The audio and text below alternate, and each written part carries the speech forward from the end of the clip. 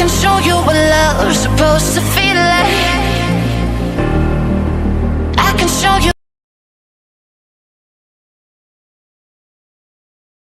Hello students, welcome to Geet study material. मैं हूं गीतांजलि और आज हम करने वाले हैं क्लास 3 की इंग्लिश टेक्स्ट बुक के यूनिट 2 की पोएम जिसका नाम है बर्ड टॉक।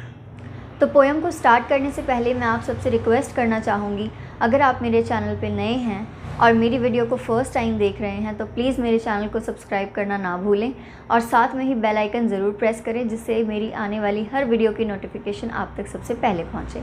तो आइए बिना टाइम वेस्ट किए पोएम को स्टार्ट करते हैं। Do you think birds find people funny? क्या आप सोचते हैं कि जो बर्ड्स होती हैं वो लोगों को फ़नी समझते हैं? Let's listen to what the robin and the jay have to say. आओ सुनते हैं। Think said the robin. Robin कहता है थिंक। थिंक होता है सोचना, कि सोचो। फिर थिंक सेड द जे। फिर जे कहता है सोचो। Sitting in the garden talking one day. Sitting होता है बैठना, इन द गार्डन मतलब गार्डन में बैठे हैं। टॉकिंग वन डे, टॉकिंग होता है बोलना, बात कर रहे हैं। वन डे एक दिन, तो वो गार्डन में बैठ के बात कर रहे हैं। थिंक अबाउट पीपल, किसके बारे में सोचने को बोल रहे हैं? पीपल। अबाउट के बारे में, सो थिंक अबाउट पीपल, लोगों के बारे में सोचो। द वे दे ग्रो, जिस तरह से वे ग्रो होते हैं। कौन? पीपल। यहाँ पे लोगों की बात हो रही है।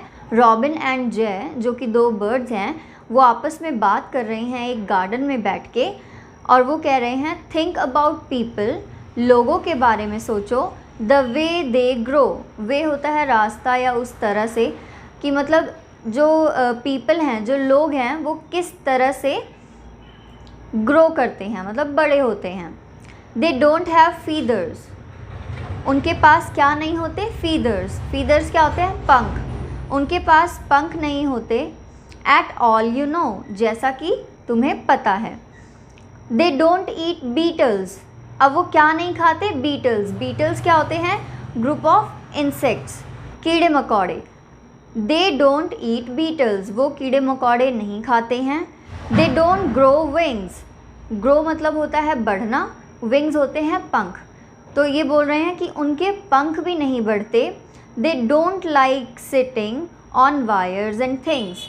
अब आगे कह रहे हैं दे डोंट लाइक, उन्हें नहीं पसंद क्या? सिटिंग ऑन वायर्स, वायर्स पे बैठना। वायर्स होती है तारे, उन्हें तारों के ऊपर बैठना नहीं पसंद। एंड थिंग्स, और चीज़ों के ऊपर भी बैठना नहीं पसंद। किनको नहीं पसंद? लोगों को। थिंक सेड द रॉबिन, फिर से रॉबिन कहता है सोचो। थिंक सेड द जे, फिर जे कहता है सोचो। Aren't people funny to be that way. Funny, funny होता है कि मतलब मजाकिया टाइप। तुम्हें नहीं लगता कि जो लोग होते हैं वो बहुत फ़नी होते हैं? तो इसमें रॉबिन एंड जे दो बर्ड्स हैं, वो आपस में बात कर रहे हैं लोगों के बारे में। दे डोंट हैव फीदर्स, उनके पंख नहीं होते हैं। दे डोंट ईट बीटल्स, वो कीड़े मकोड़े नहीं खाते हैं। दे डोंट ग्रो विंग्स, उनके पंख नहीं बढ़ते हैं। They don't like sitting on wires and things, वो तारों पे और चीज़ों पर नहीं बैठते हैं। फिर लास्ट में वो कहते हैं aren't people funny to be that way, कि मतलब क्या तुम्हें नहीं लगता कि जो लोग हैं वो फ़नी होते हैं? सो इस पोएम में इतना ही था। उसके बाद आपके न्यू वर्ड्स हैं, वो हम आगे करते हैं। देन उसके बाद आपके पास यहाँ पे न्यू वर्ड्स हैं। तो फर्स्ट है बीटल्स। बीटल मीन क्या होता है? बीटल्स मीन्स क्या होता है? Group of insects. It means कीड़े मकोड़े, जो कीड़े मकोड़े होते हैं उनको बोलते हैं बीटल्स। उसके बाद है आपका सेकंड सिटिंग। सिटिंग मतलब होता है बैठना। उसके बाद है वायर्स। वायर्स होती हैं आपकी तारें। और फ़नी, फ़नी मतलब होता है मजाकिया। तो ये आपके कुछ न्यू वर्ड्स थे। देन न्यू वर्ड्स के बाद अब आते हैं आपके क्वेश्चन आंसर, जिसमें आपका फर्स्ट क्वेश्चन है name the two birds in the poem. अब इसका क्या मतलब है कि आपको नाम बताने हैं टू बर्ड्स के, दो बर्ड्स के इन द पोएम, कि पोएम में उनके नाम क्या थे। So the two birds in the poem are Robin and Jay। जो इस पोएम में दो बर्ड्स थे उनके क्या नाम थे? रॉबिन एंड जय।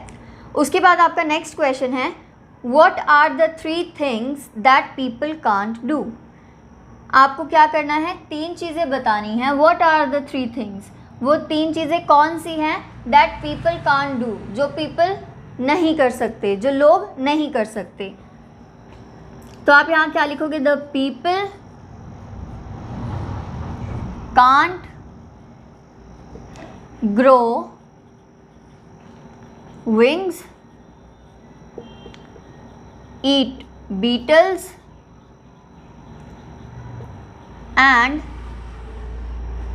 sitting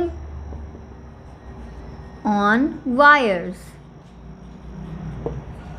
तो जो लोग हैं वो क्या क्या नहीं कर सकते हैं?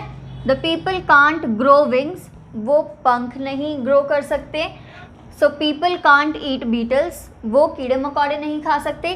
People can't sitting on wires, वो तारों पर नहीं बैठ सकते। उसके बाद हमारा नेक्स्ट क्वेश्चन है what do birds think of people. जो बर्ड्स हैं वो लोगों के बारे में क्या सोचते हैं? So birds think people are very funny. Birds को क्या लगता है कि जो लोग होते हैं वो बहुत फ़नी होते हैं। सो ये आपके क्वेश्चन आंसर्स थे। उसके बाद नेक्स्ट पेज पे है लिसन टू द साउंड्स। आपको क्या करना है? साउंड्स को सुनना है। कौन सा? ऑफ द बर्ड्स, बर्ड्स के साउंड्स को सुनना है। And make a list of these words, और एक लिस्ट बनानी है उनकी। For example chirp chirp chirp, आपको एक एग्जाम्पल दिया हुआ है जिसका साउंड है ये। सो स्पैरो ऐसे बोलते हैं। नेक्स्ट हम क्या करेंगे? हम कर देते हैं काऊ काऊ काऊ। ऐसा कौन करता है? सो ऐसा क्रो करता है, सबको पता है, ये क्रो की साउंड होती है। नेक्स्ट है कू कू कू।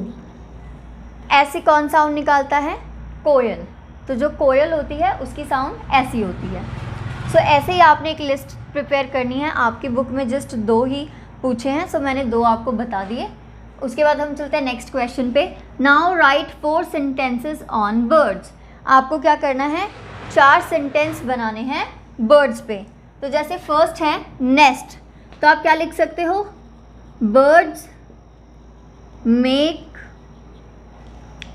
Nests on the trees. जो बर्ड्स होती हैं वो कहाँ पे अपने घोंसले, जो नेस्ट होता है, बनाते हैं? तो पेड़ पर। तो अब नेक्स्ट है विंग्स। सो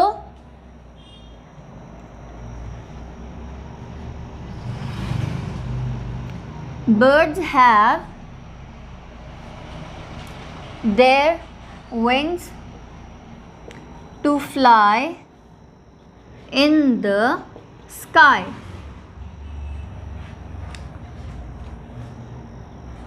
सो जो बर्ड्स होती हैं उनके पास क्या होते हैं? विंग्स होते हैं, उड़ने के लिए। कहाँ? आसमान में। सो हमारा नेक्स्ट वर्ड क्या है? चर्प, जो कि एक साउंड है। So birds make a sound chirp chirp. जो बर्ड्स हैं वो साउंड निकालती हैं कैसी? Chirp chirp. लास्ट है वाटर। अब इसका क्या सेंटेंस बनेगा? Birds drink water with their beaks। birds drink water with their beaks। तो जो बर्ड्स हैं वो कैसे पानी पीती हैं? अपनी चोंच से। सो ये थे आपके सेंटेंसेस जो कि अब कंप्लीट हो गए हैं। अब हम करते हैं नेक्स्ट पेज। सो ये आज का हमारा लास्ट क्वेश्चन है। The question is right words that rhyme with the words given below. आपको क्या करने हैं? कुछ वर्ड्स लिखने हैं, ठीक है। कौन से वर्ड्स लिखने हैं? राइमिंग वर्ड्स लिखने हैं। किसके? With the words given below, जो आपको ये नीचे वर्ड्स दिए हैं इनके राइमिंग वर्ड्स लिखने हैं। The first has been done for you, जो फर्स्ट वन है वो आपके लिए सॉल्व है। जैसे ये है ग्रो, तो इसका आ गया नो एंड थ्रो। आपने क्या देखा कि ये बिल्कुल राइम में है, ग्रो नो थ्रो। ऐसे ही आपको करना है थिंक का। थिंक का एक आप लिख सकते हैं पिंक, एक आप लिख सकते हैं ब्लिंक। सो ये बिल्कुल एक राइमिंग है। उसके बाद है फनी। फनी का आप लिख सकते हैं सनी एंड एक लिख सकते हैं बनी। ये इसके राइम्स हो गए। उसके बाद है आपका ईट। ईट का आप लिख सकते हैं सीट एंड नेक्स्ट लिख सकते हैं नीट। आपको और भी याद आते हैं तो आप उसके आगे और भी लिख सकते हैं। लास्ट है आपका सिंग। उसके बाद यहाँ आ जाएगा रिंग एंड यहाँ आ जाएगा किंग। तो ये क्या हो गए? राइमिंग वर्ड्स हो गए। सो आपके इस लेसन में इतना ही था। आई होप आपको ये चैप्टर अच्छे से समझ आ गया होगा, ये पोएम आपको अच्छे से क्लियर हो गई होगी एंड जिसके question answers and back exercise थी वो भी आपको क्लियर हो गई होगी। तो इसी के साथ आज के लिए बस इतना ही। अगर आपको मेरी ये वीडियो अच्छी लगी तो प्लीज़ इसे लाइक ज़रूर करें, कमेंट्स करें, कमेंट्स करके बताएं कि आपको ये वीडियो कैसा लगा एंड प्लीज़ इसे ज़्यादा से ज़्यादा शेयर करें। और लास्ट में जाने से पहले मैं कहना चाहूँगी कि अगर आपने मेरे चैनल को अभी तक सब्सक्राइब नहीं किया तो प्लीज़ मेरे चैनल को सब्सक्राइब ज़रूर करें। Thank you so much.